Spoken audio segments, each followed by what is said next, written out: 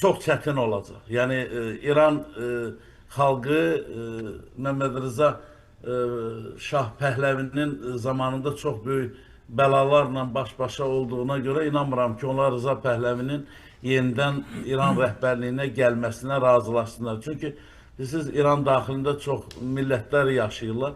Yəni onların çox belə asanlıqla bu Rza Pəhləvinin İrana gəlməsinə şərait yaradacağını düşünmürəm. Həm də 79-cu il, təsəvvür edin, 26 il buradan, 25 ildə oradan, daha doğrusu 21 ildə oradan.